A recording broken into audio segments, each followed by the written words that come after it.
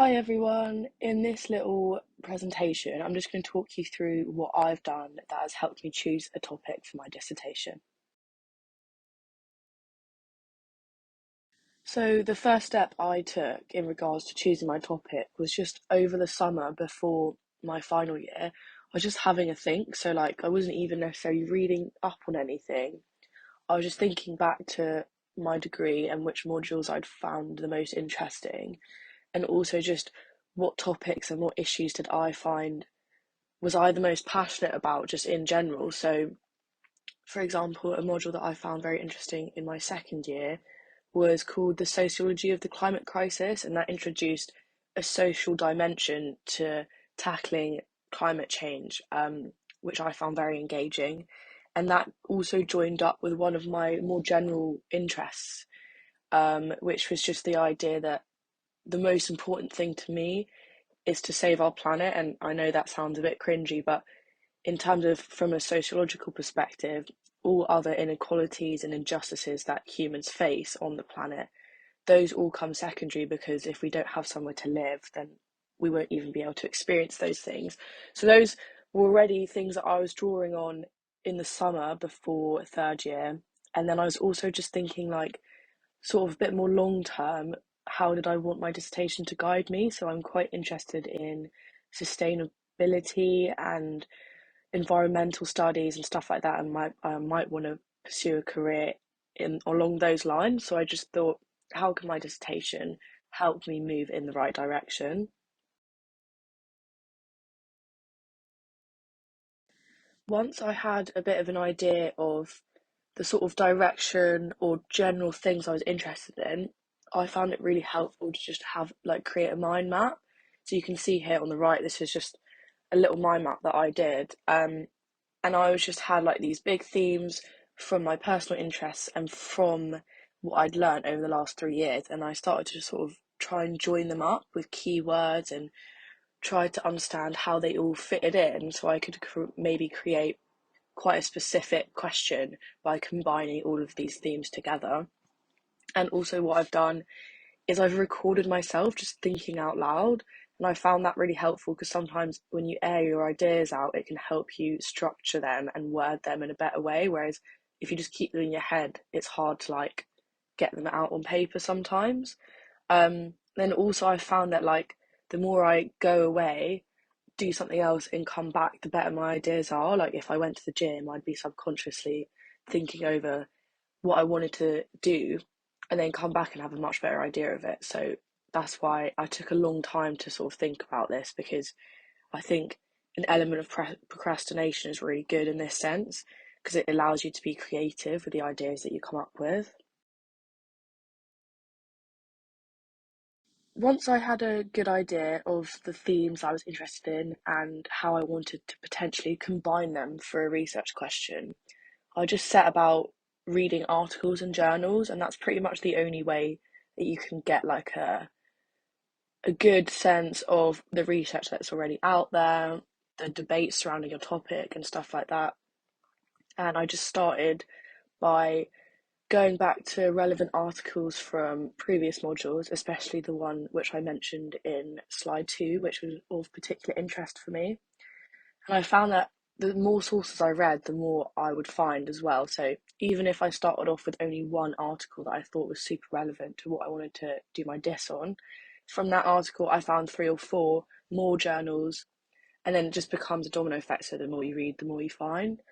Um, I also try to explore different angles on my topic because I think when you get a sense of the different perspectives taken, it's a lot easier to find your own angle in response to a topic, and that's really good for your dissertation because it shows originality and it shows that you're being an active reader and you're being reflective of what you're reading rather than just like passively absorbing the information that you're reading and just accepting it for what it is.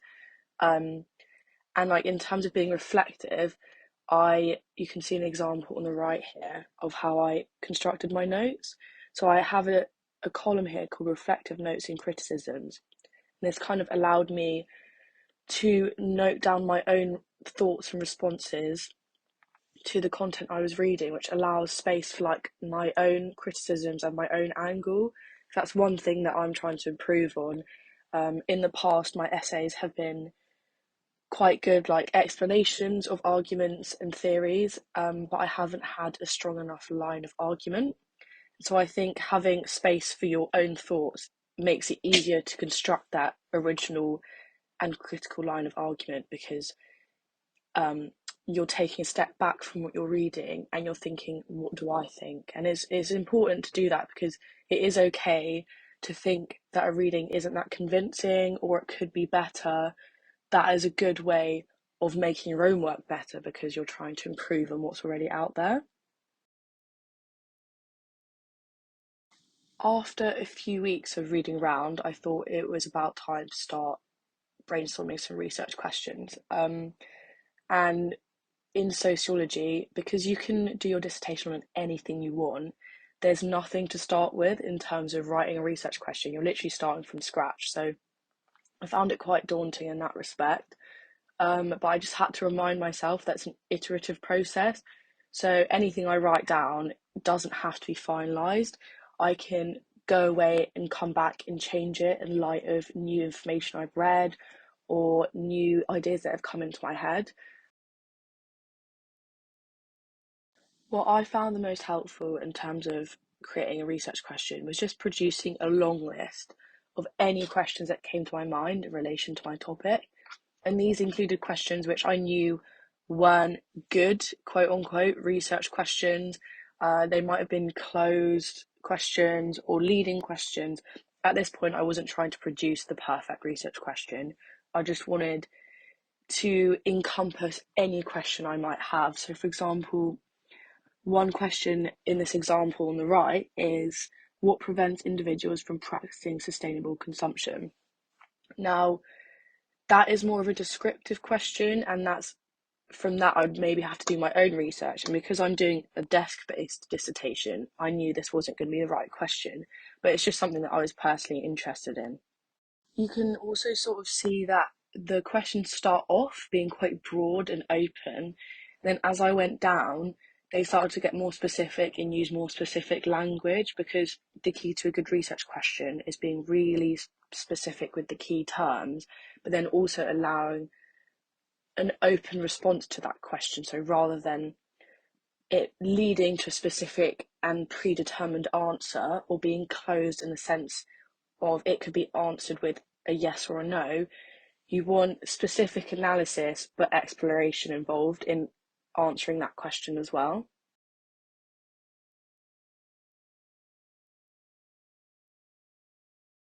From the long list that you've created, then you can start creating a short list of the most appropriate and specialised questions. So I've got three examples here, and these are questions that I've taken from my long list on the previous slide and changed the language a bit so that they fit the criteria of a good research question. So, for example, the first one, applying a practice theory narrative, how are individuals prevented from practicing sustainable consumption and adopting sustainable lifestyles? So, in this example, I've included a specific theory that I'm going to want to use in my dissertation, and I've also used quite specialized language. So, for example, the term sustainable consumption is much more specific than eco-friendly. Because what does eco-friendly mean? That's really broad, whereas sustainable consumption is much more precise.